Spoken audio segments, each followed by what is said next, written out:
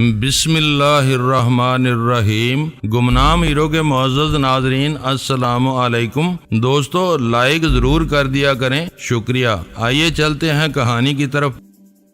ڈلوں صاحب درمیان میں تھے، وہ ان کا گھر تھا۔ میں ان کے لیے کوئی بدمزگی پیدا نہیں کرنا چاہتا تھا، ورنہ میری مٹھی میں دبا چوپشا مجھے اپنی دانت کی سرد صفاقی سے یہ احساس دلاتا تھا کہ جس سمت میں اسے چلاؤں گا وہ مجھے مایوس نہیں کرے گا۔ وہ دکھوں کی پوٹ، وہ مفلسی کے خونی پنجوں میں جکڑی ہوئی نازک اندام مجیدن ٹھہر ٹھہر کر میری آنکھوں میں ابھرتی تھی۔ مجھے ابھی اس چونا منڈی کے گنڈے شرفو سے بھی نبٹنا تھا جس نے دام کھڑے کر لیے تھے، مگر وہ سردار خان اس سے پہلے ہی میری راہ میں آ گیا تھا۔ میرا برا ہو اپنی سگی بہن کی خاطر میں بھول ہی گیا تھا کہ میں نے کسی منہ بولی بہن سے بھی کول ہار رکھا تھا۔ مجھے اس کی راہ کے کانٹے بھی چننے ہیں، یہ حقیقت میں فراموش ہی کر بیٹھا تھا، اور اب مجھے اپنے آپ پر غصہ آ رہا تھا۔ میری بہن اب بھی رنجو غم کے انہی مراحل میں تھی۔ میں اس کے لیے سب کچھ ہارنے کے باوجود کچھ نہ کر سکا تھا۔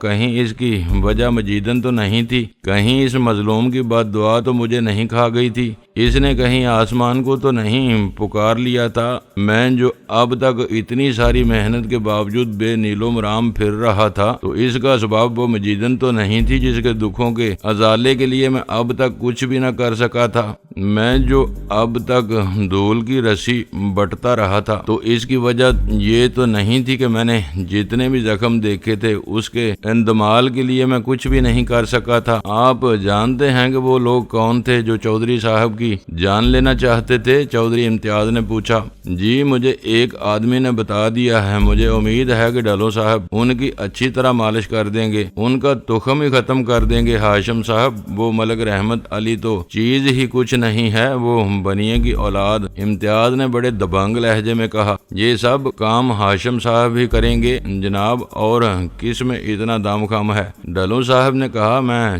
چپ رہا۔ ان کے منصوبے کی سمتیں میں سمجھ رہا تھا، وہ پھر مجھے کسی اپنے نسخے میں استعمال کرنے کا سوچ رہے تھے۔ ہاں صاحب، ایسا ہیرا آدمی آپ کو مل گیا ہے، اب آپ کو بھلا کیا فکر ہو سکتی ہے؟ سردار خان نے کہا۔ جی ہاں، اس میں کوئی شک ہے بھلا؟ ڈلوں صاحب نے بڑی انکساری سے کہا۔ وہ میرے بارے میں یوں باتیں کر رہے تھے جیسے کوئی چوگان کا کھلاڑی اپنے نئے خرید کردہ گھوڑے کے بارے میں اونچا بولتا ہے، یا کوئی کسان اپنے بیل کے اوصاف بیان کرتا ہے۔ سردار صاحب کتنی عمر ہوگی آپ کی؟ میں نے چودھری سردار کے دماغ پر ضرب لگانے کی کوشش کی۔ میری عمر؟ جی یہی کوئی 35 سال عمر ہوگی میری۔ آپ نے پہلی شادی کب کی؟ میں بہت سنجیدہ تھا، میرے لہجے کی چبھن محسوس کر گیا۔ کیوں، کوئی شادی کا دفتر کھول رکھا ہے آپ نے؟ میں تپ سا گیا۔ یہ میرے سوال کا جواب نہیں ہے سردار خان۔ کیا آپ کے سوال کا جواب لازم ہے؟ ہاں، یہ بہت اہم سوال ہے۔ اس سوال کے جواب میں ان باتوں کا انحصار ہے سردار صاحب۔ آدمی کی زندگی اور موت کا کیا پتہ ہوتا ہے؟ ایسے سوال پر میں آپ کا مطلب نہیں سمجھا۔ مطلب تو کوئی بھی نہیں ہوتا، میں نے تو یہ پوچھا ہے کہ پہلی شادی کب کی؟ ایک ہی تو شادی کی ہے ہم نے زندگی میں، وہی پہلی آخری ہو گئی ہے۔ آپ کو سال یاد ہوگا، میں نے ایک سگریٹ سلگائی۔ میری شادی 18 سال کی عمر میں ہوئی تھی۔ اس نے کسی ہیر پھیر کے بغیر بات کی۔ پہلی اولاد لڑکی تھی یا لڑکا؟ لڑکی۔ اب وہ براہ راست میری باتوں کا جواب دے رہا تھا، اور اسے یہ معلوم کرنے کی کوشش میں تھا کہ میں اسے ہانک کر اس نقطے پر لے جانا چاہتا ہوں۔ وہ میرا معافی الضمیر سمجھنے میں مصروف۔ میرے تمام باتوں نے اب تک اس پر جو حیرت طاری کی تھی، وہ اب بوجھ سے بچنا چاہتا تھا۔ کتنی عمر ہوگی اب اس بچی کی؟ بس یہی کوئی 16 سال ہوگی۔ گڈ، آپ کی بیٹی خاصی خوبصورت ہوگی۔ اپنے چوپشا پر اپنی گرفت مضبوط کر لی۔ وہ ایک دم تیش میں آ گیا۔ یہ کیا بکواس کر رہے ہیں آپ؟ کیا سن رہا ہوں میں؟ ڈلوں صاحب یہ کس پاگل سے ملوایا ہے آپ نے؟ یہ کہہ کر وہ کرسی سے اٹھ گیا۔ اس کی آنکھوں میں غصہ ابلنے لگا تھا، تو وہ مجھے کھا جانے والی نظروں سے دیکھ رہا تھا۔ آپ ہوش میں تو ہیں نا بھائی جی؟ پتہ بھی ہے آپ کس سے بات کر رہے ہیں؟ چودھری امتیاز نے بڑے کٹیلے لہجے میں کہا۔ وہ غضبناک ہو گیا تھا۔ میں بالکل ہوش میں ہوں چودھری امتیاز صاحب۔ سردار خان کے بارے میں یہ بات پوچھنے کا حق حاصل ہے مجھے۔ میں تمہارا دماغ پھاڑ دوں گا۔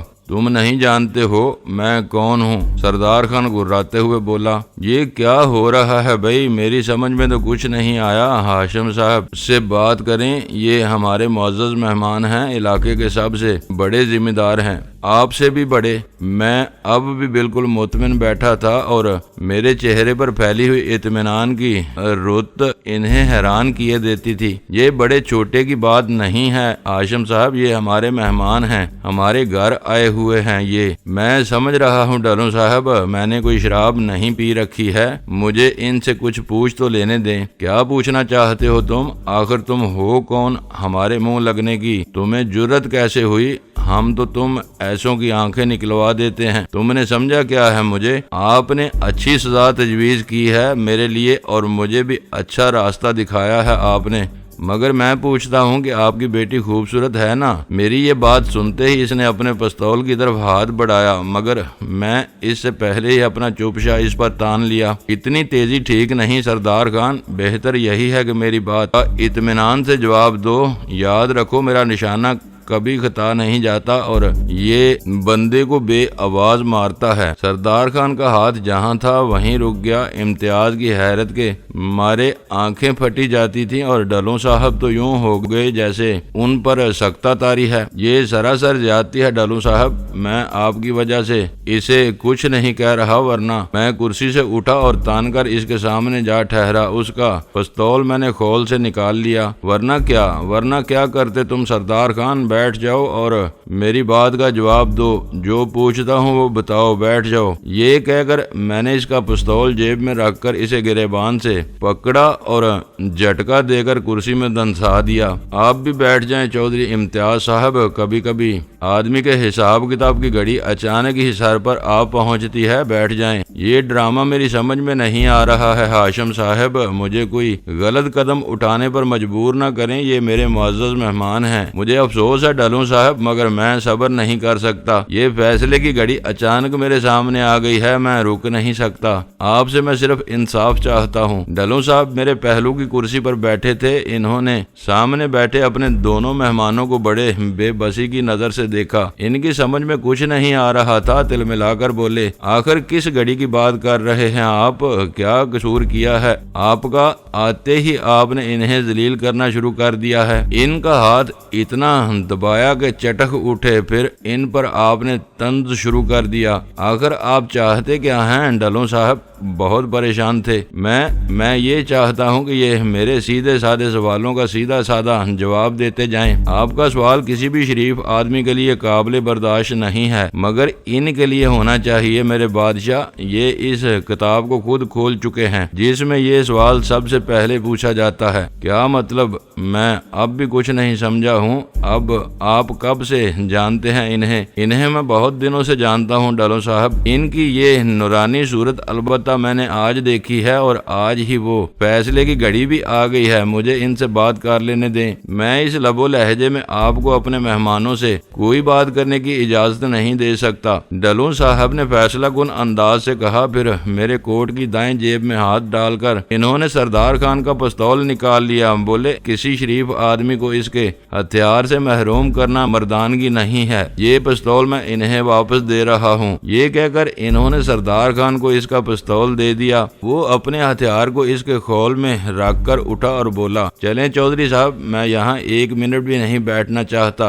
امتیاز صاحب بھی اپنی جگہ سے اٹھ گئے اور پھر میں نے اپنا فیصلہ بدل دیا، کیونکہ میں ڈلوں صاحب کو کسی بھی طرح پریشان نہیں کرنا چاہتا تھا۔ وہ بلا شبہ ان کا گھر تھا اور وہ ان کے معزز مہمان تھے۔ وہاں کسی بھی قسم کا ہنگامہ ڈلوں صاحب کی آزردگی کا سبب بنتا، اس لیے میں چپ رہا اور ڈلوں صاحب ان دونوں کو ساتھ لے کر اسی وقت باہر نکل گئے۔ جب سردار خان برآمدے میں پہنچا تو میں نے سنا کہ وہ کہہ رہا تھا، یہ تو مجھے کوئی پاگل معلوم ہوتا ہے چودھری صاحب، یہ اپنے حواسوں میں نہیں ہے۔ مگر ڈلوں صاحب اس کا ہاتھ دبا کر اسے آگے لے گئے۔ وہ اسے سمجھا رہے تھے کہ اب وہ میرے بارے میں کوئی تبصرہ نہ ہی کرے تو بہتر ہے۔ وہ علی زئی کے پاس سے گزر کر باہر چلے گئے تو میں نے اپنا چوپشا پھر سے جیب میں رکھ لیا۔ اس کے لبوں تلے آئی گولی پیچھے چلی گئی تھی۔ میں نے اسے سردار خان کے بدن میں اترنے سے روک دیا تھا، اس کی زندگی کو میں نے کچھ اور ڈوز پلا دی تھی کہ یہ اس کی تقدیر تھی، کیونکہ وہ اس روز میرے ہاتھوں سے بچ کر نکل گیا تھا۔ کیا چیز تھی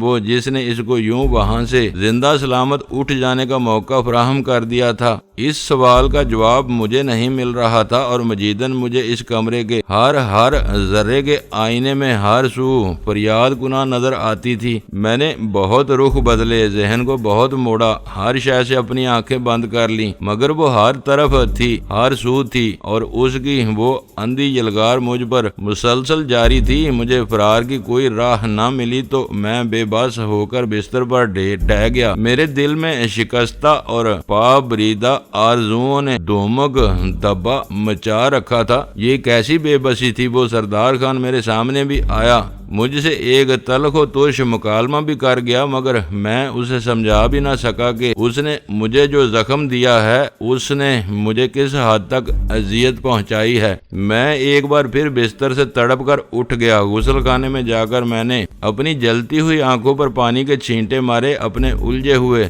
بالوں میں کنگھی کی۔ میرے وہ گنگریالے بال تیل کو بھی ترس گئے تھے، کتنی تابانی تھی ان میں، مگر اب وہ بجھے بجھے سے نظر آتے تھے۔ میں کنگھی کر رہا تھا کہ مجھے اپنے بالوں میں ایک دھواں نظر آیا، وہ بالکل عیاں تھا اور میری کن پٹی سے ذرا اوپر تھا۔ میرے دل سے ہوک سی اٹھی، عمر کچھ ہاتھ اور نیچے ڈوب گئی تھی۔ غموں نے مجھے ڈھا دیا تھا۔ اتنی ساری اذیتوں کو سہ جانے کے بعد بھی کسی سار میں سفیدی نہیں جھلکے گی تو اور کیا ہوگا؟ نہ زندگی میں کوئی آرام باقی رہا تھا، نہ باقاعدگی، وقت پر کھانا بھی تو نہیں ملتا تھا۔ بدن اتنے سارے کچوکے کہاں تک سہ سکتا تھا؟ میں نے کنگھی الگ رکھی اور غسل خانے سے نکل کر برآمدے میں جا پہنچا۔ علی زئی سامنے ہی تھا۔ وہ مجھے دیکھ کر سنبھل کر گھوڑے پر بیٹھنے کے لیے پٹھے نے دروازے کے پاس ایک اسٹول ڈال رکھا تھا۔ وہ کدھر گئے ہیں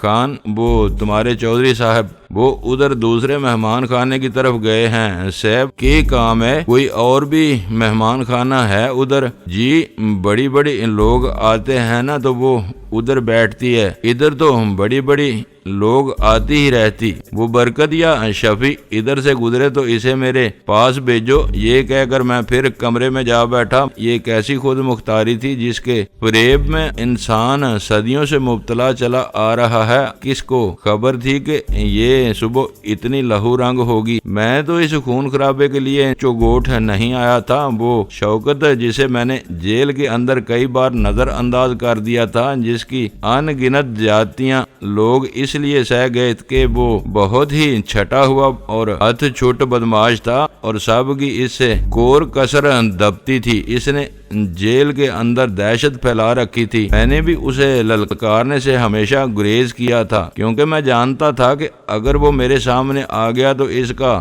روب و دبدبا، اس کی وہ دادا گیری سب کی سب خام ہو جائے گی، اور یہی میں نہیں چاہتا تھا۔ اسی لیے میں اسے نظر انداز کرتا رہا تاکہ اس کی ساکھ نہ بگڑے اور اس کا دھندا چلتا رہے، مگر مجھے کیا معلوم کہ اس کی قسمت وہ یوں اس اداس ویران صبح پردے کے پیچھے بیٹھا میری گولی کی زاد میں آ جائے گا۔ میں نے تو اس بارے میں کبھی سوچا بھی نہیں۔ میرے دل میں تو اس کے خلاف کوئی نفرت نہیں تھی، ایسی نفرت تو ہرگز نہیں تھی جو مجھے اس کی جان لینے پر اکساتی، اور اب وہ مردہ صورت میں کسی تھانے کے کسی اسیب زدہ کمرے میں ٹھنڈے فرش پر پڑا ہوگا۔ اسے کیا معلوم تھا کہ وہ ڈھلوں صاحب کو سار لینے آیا تھا، خود اپنے پاؤں سے چل کر واپس نہیں جا سکے گا؟ کیا یہ سب تقدیر کے فیصلوں کا نتیجہ نہیں تھا؟ اس شوکت کو آج ہی مرنا تھا، اور وہ بھی میری ہی گولی سے۔ اس کی ماں اسے اس روز کے لیے جنا تھا۔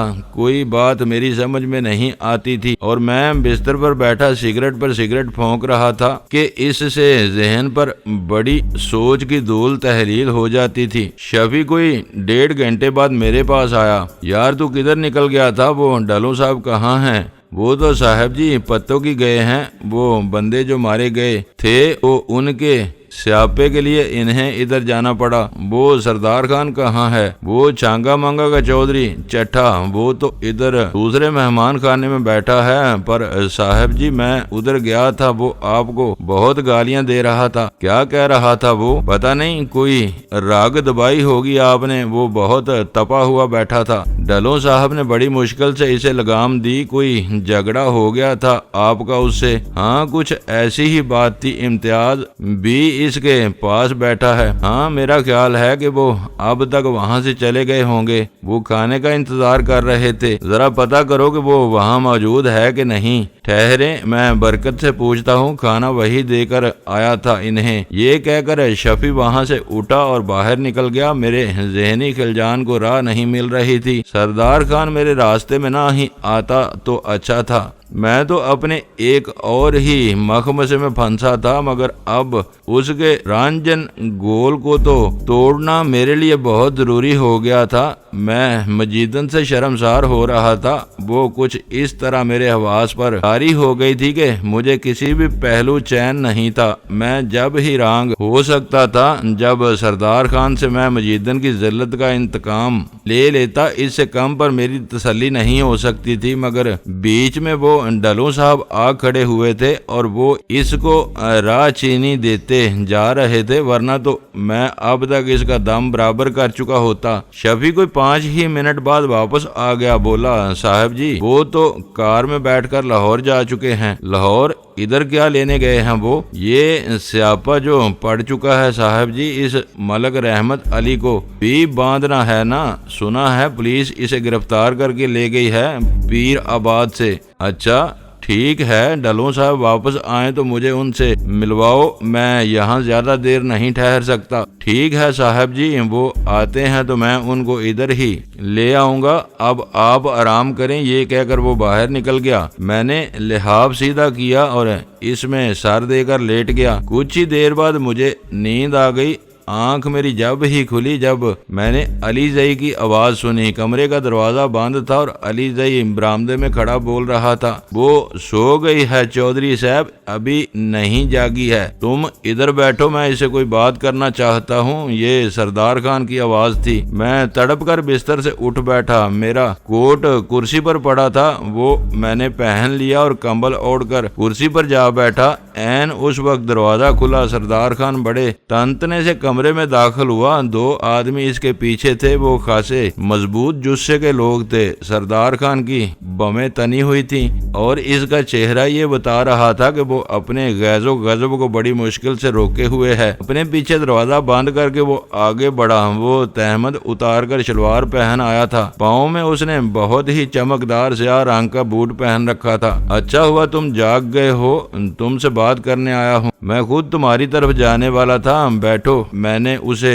तने हुए लहजे में कहा। तुम्हारी ये अकड़फू मेरी समझ में नहीं आई है। आखिर तुम हो क्या शय? इस लहजे में मुझसे बात ना करो वरना अच्छा ना होगा। बैठ जाओ सरदार खान और अपने इन चमचों को बाहर भेज दो, वरना तुम बहुत पछताओगे। जिस बात का इन्हें इल्म नहीं है वो भी ये जान जाएंगे। तुम कहना क्या चाहते हो? मेरे दोस्तों के सामने आज तुमने जो बकवास की थी, मैं उसकी वजह पूछने आया हूँ, वरना मैं वापस ना आता। ये कहकर वो बड़ी रौनक से मेरे सामने कुर्सी पर बैठ गया। इसके दोनों साथी मुसल्लह थे। पिस्तौल इनके कंधों पर लटक रहे थे और मुझे महसूस हो रहा था कि वो इसके जरा से इशारे पर मुझे गोली मार सकते थे। मैंने अपने चुपशा पर अपनी गिरफ्त मजबूत कर ली थी और सरदार खान को इल्म था कि मैं निहत्था नहीं हूँ। फिर भी वो अजीब किस्म की अबलहाना खुद पसंदी और खुद आराई में मुब्तला था। तुमने ये हिसाब किताब खुद ही खोला था सरदार खान। मत समझो कि तुम मुझे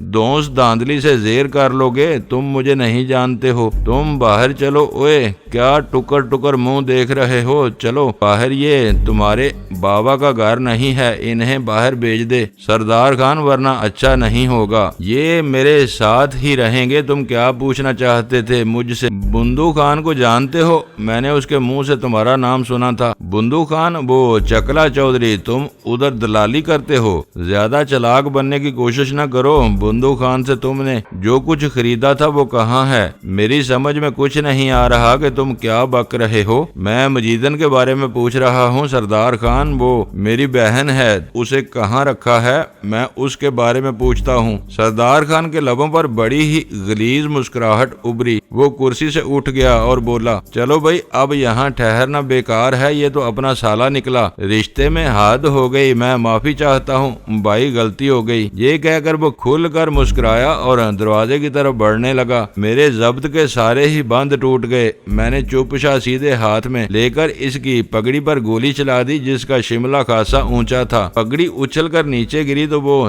تینوں سن ہو کر جہاں کھڑے تھے وہیں کھڑے رہ گئے۔ وہ تینوں میری زاد میں تھے۔ تم یوں نہیں جا سکو گے سردار خان، یوں بالکل بھی نہیں، بیٹھ جاؤ ادھر۔ اس نے ایک نظر، ایک بڑی ہی بے بسی کی نظر سے اپنے ساتھیوں کو دیکھا۔ ان کے ہاتھ پستول تک نہیں پہنچ سکے تھے۔ حیرت انہیں یہ تھی کہ میرے پستول سے جو گولی چلی اس کا دھماکہ نہیں گونجا تھا۔ سردار خان بڑے ہی بجھے ہوئے انداز سے کرسی پر بیٹھا تو میں نے ان دونوں کے کندھوں پر لٹکتی ہوئی پیٹیاں اتار لیں۔ لاؤ پستول ادھر رکھ دو، یہ تمہارے کام نہیں آ سکتے۔ ان کے پستول بستر پر پھینک کر میں نے سردار خان کا پستول بھی اس کے کندھے سے اتار کر اپنے گلے میں ڈال لیا۔ اب جاؤ تم باہر بیٹھو، یہ تمہارے باس کا روگ نہیں ہے، بیلوں سے شیر نہیں مارے جا سکتے۔ وہ دونوں چپ چاپ سر جھکا کر کمرے سے باہر نکل گئے۔ سردار خان کا رنگ فک ہونے لگا تھا، صورتحال کی سنگینی نے اسے کچل کر رکھ دیا تھا۔ ہاں اب بتاؤ کہ اس مجیدن کو تم نے کتنے روپوں میں خریدا تھا؟ 20,000 روپے میں، نعت اتروائی کے لیے۔ یہی سمجھ لو اس کا لہجہ بہت ہی بجھا ہوا تھا، وہ اپنے سارے تم تراک سے دستکش ہو چکا تھا۔ اسی لیے میں پوچھ رہا تھا کہ تم اپنی بیٹی کی نعت اتروائی کے کتنے ہزار لوگے؟ بہت پیسہ ہے میرے پاس، 1,00,000 2,00,000 4,00,000، بولو کیا لوگے؟ مجھے ذلیل نہ کرو، میں بہت عزت دار آدمی ہوں۔ عزت؟ یہ عزت ہے تمہاری؟ بتاؤ وہ میری بہن کہاں ہے؟ وہ اب میرے پاس نہیں ہے۔ کہاں ہے؟ اسے میں نے نوکر کے حوالے کر دیا تھا۔ کیا نام ہے اس کا؟ اس کا نام مبشر ہے۔ کہاں ہے وہ؟ باہر کھڑا ہے، میرے ساتھ ہی آیا تھا۔ اسے اندر بلاؤ، مگر ٹھہرو، مجیدن تمہارے پاس کتنے دن رہی؟ 10 دن۔ تمہیں بتایا تھا اس نے کہ وہ کون ہے؟ مجھے یہ پوچھنے کی ضرورت ہی نہیں تھی، وہ تمہاری بیٹی کی عمر کی تھی، تمہیں شرم نہیں آئی؟ میں نے دام خرچ کیے تھے اور اسے میں ایک کوٹھے پر خرید کر لایا تھا۔ یہ ہم ہمیشہ سے کرتے رہے ہیں، کوئی نئی بات نہیں تھی۔ میرے باپ نے امبالہ سے ایک لڑکی خریدی تھی 50,000 روپے میں، یہ ہماری روایت ہے۔ ٹھیک کہتے ہو تم، مگر تم نے یہ تو سوچا ہوتا کہ وہ کسی کی بیٹی کسی کی بہن ہے۔ یہ بیکار بات ہے، بازار میں ہر شے بکتی ہے اور جو خرید سکتا ہے وہ خرید لیتا ہے۔ میں نے تمہیں بتایا ہے کہ اس سے میرا کیا رشتہ ہے۔ میں نہیں مانتا تم ایسا خونخوار آدمی ایسی لڑکی کا بھائی نہیں ہو سکتا، یا پھر میں سمجھوں کہ تم بے غیرت تھے، بہن کی حفاظت نہ کر سکے، کیونکہ چکلے میں بے غیرتوں کی ہی بہو بیٹیاں بکتی ہیں۔ مجھے تیش نہ دلاؤ سردار خان، اس مبشر کو اندر بلاؤ۔ اوے بشری اندر آ ذرا، اس نے وہیں بیٹھے بیٹھے آواز دی۔ بشری تیزی سے اندر آیا تو میں نے ان تینوں کے پستول اٹھائے اور غسل خانے میں پھینک کر اس کا دروازہ باہر سے بند کر دیا۔ میرا چپ شا ابھی تک میرے ہاتھ میں تھا۔ جی چودھری جی، حکم۔ اس کی یہ بات سنتے ہی میں نے الٹے ہاتھ کا ایک جامپڑ اس کے منہ پر دے مارا، وہ دیوار میں جا لگا۔ مجھے میں نے بلایا ہے سور، وہ مجیدن کہاں ہے؟ وہ اس کو تو میں نے آگے ٹور دیا تھا۔ اس کی یہ بات سنتے ہی میں نے چپ شا جیب میں رکھ کر اس کو گریبان سے پکڑ کر آگے کھینچا اور زمین سے اٹھا کر پلنگ پر پھینک دیا۔ غصے میں میرے منہ سے گندی گالیاں نکل رہی تھیں۔ اپنی بہن کو تم نے کس کے آگے ڈالا تھا خنزیر؟ بتا کہاں ہے وہ چند لمحے سن ہو کر پلنگ پر پڑا رہا، پھر اس کی نظریں دروازے پر پڑیں۔ اس کا ساتھی بڑے ہی خوفناک تیور لیے اندر آ رہا تھا۔ ایک کمانی دار چاقو اس کے ہاتھ میں تھا اور دستے پر اس کے ہاتھ کی گرفت بتاتی تھی کہ چاقو زنی پر 2-4 باب پڑ چکا ہوگا۔ اوے کتے کی دم، تو سمجھتا ہے ہم سب زنہے ہیں؟ ہمت ہے تو ادھر آ میرے سامنے، میں تیری آنتیں کاٹ دوں گا۔ اس کی یہ بات ابھی मुंह में ही थी कि मैंने पूरे कद से उछलकर इसके सीने में दोनों पांव से कुछ इस जोर से ठोकर मारी कि वो तो चित हो ही गया था। मेरे भी आवाज गुम होने लगे थे। पुख्ता फर्श पर अपने जोर में गिरते वक्त मैं खुद को संभाल न सका था। एक अरसे बाद तो मैंने बदन को इस आजमाइश में डाला था। वो पहले ऐसी चुस्ती मेरे वजूद में बाकी नहीं रही थी, या थी तो उसे बराबर चौके देकर साइकिल करने की जरूरत थी। मैं अभी उठ न सका था कि सरदार खान ने अपना भारी भरकम बूट मेरी कमर में दे मारा। मैंने मिलाकर पहलू बदला और फिर दीवार का सहारा लेकर उठ खड़ा हुआ। इनका साथी अभी तक चाकू पर भरोसा किए हुए था। वो अलवी काट दे इस किशा रग, इस कुत्ते को मजा चखा दे। सरदार खान ने ललकारते हुए कहा। वो अलवी चाकू सीधे हाथ में लेकर फिर उठा और बाएं हाथ से मुझे ओट में लेते हुए बड़े मशाक अंदाज से मेरी पसली में चाकू उतार देना चाहा, मगर इसे देर हो गई थी। मैंने बाएं हाथ की खड़ी जरब इसकी दाएं तरफ झुकी गर्दन पर मार दी। वो तेवरा कर दाएं तरफ गिरा तो मैंने फर्श से लगी इसकी कलाई पर बूट रखकर इसकी गर्दन पर हाथ डालकर इसकी रगे एहसास मसल दी। वो उसी लम्हे फर्श पर झूल गया। आंखें इसकी खुली ही रह गई थी। ऐन इस वक्त मुबशर ने मुझे पीछे से बढ़कर कमर से पकड़ने की कोशिश की, मगर मैंने इसकी कलाई दाएं हाथ में लेकर अंगूठे के दबाव से झटका देकर झुकाई तो वो मेरी तवक्को के ऐन मुताबिक तड़ाक से टूट गई। वो भयानक चीख मारकर दो जानू हुआ और फिर दीवार के साथ ढह गया। इसके होश बरकरार थे, मगर आंखों से जाहिर होता था कि वो अब दिनों तक ना उठ सकेगा। क्या ख्याल है, मैं तुम्हारा भी एक आध जोड़ खोल ही दूं तो अच्छा है, मैंने सरदार खान पर गुर्राते हुए कहा। वो कोने में जा ठहरा और बहुत बुरी तरह सहम चुका था। तुम क्या चाहते हो? मैं तो ये चाहता हूँ बेटे कि तुम्हारी बेटी को छांगा मांगा से ले जाकर बुंदू खान के हवाले कर दूं और वो इसकी नाथ उतरवाई के 20,000 रुपए लेकर उसे मेरे हवाले कर दे। यही मैं चाहता हूँ। मैं फिर कहता हूँ हाशिम खान, मुझे जलील न करो। ये सौदा तुम्हें बहुत महंगा पड़ेगा। तेरी दुम अभी तक नीची नहीं हुई। ये कहकर मैंने सरदार खान को गिरेबान से पकड़कर खींचा और इसका सर दीवार में दे मारा। वो बिलबिला उठा। इसका रंग हल्दी होने लगा था। सर में शदीद चोट लगने से उसकी आंखें फैल रही थी। बताओ मजीदन कहाँ है, वरना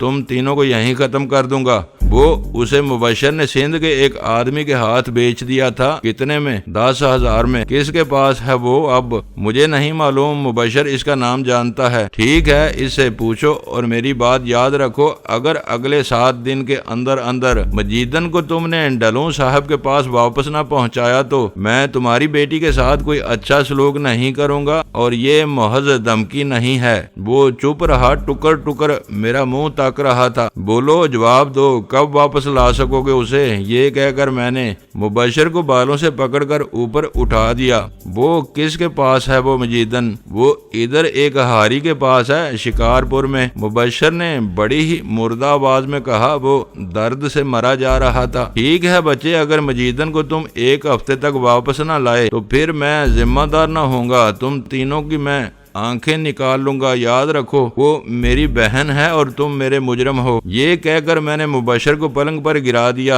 दर्द से इसकी आवाज बैठी जाती थी। सरदार खान किसी हद तक संभल गया था और वो दीवार के साथ लगा बड़ी बेबसी से हमें देख रहा था। जाओ, अब तुम तीनों यहाँ से दफा हो जाओ। 7 दिन के बाद सरदार खान मैं तुमसे मिलूंगा यहीं इसी जगह, वरना याद रखो मेरा इंतकाम तुम जिंदगी भर नहीं भूल सकोगे। ये कहकर मैंने उन तीनों के पिस्तौल खाली करके मुबशर के कंबल की झोली में डाल दिए। वो बिस्तर से उठ गया था और अपनी टूटी हुई कलाई को बाएं हाथ से थामे हुए था। सरदार खान की नजरें अलवी पर जमी थीं। वो फर्श पर चित पड़ा था और बेहोश था। ऐन इस वक्त शफी गनमैन अंदर आ गया। उसे अली जई हवेली से बुलाकर लाया था। शफी ने कमरे के अंदर का मंजर देखा तो इसके चेहरे पर हवाइयां उड़ने लगी। क्या हुआ साईं? ये मैं क्या देख रहा हूँ? तुम ठीक देख रहे हो? دیکھو شفیع، یہ آدمی بے ہوش ہے اور اس کی کلائی ٹوٹ گئی ہے، سردار خان کے سر میں چوٹ آئی ہے، یہ لڑ پڑے تھے آپس میں، انہیں یہاں سے اٹھواؤ، جلدی کرو۔ شفیع سٹ پٹا کر پیچھے ہٹا اور الوی کی نبض ٹٹولنے لگا۔ وہ ایک خان،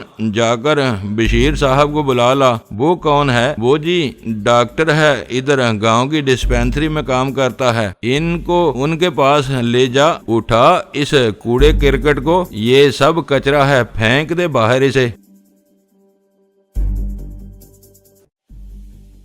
دوستو ویڈیو کو لائک ضرور کر دیا کریں۔ ISI پاک آرمی زندہ باد، پاکستان پائندہ باد۔ معزز ناظرین، اپنا خیال رکھیے گا اور اپنے اس چینل کا بھی شکریہ۔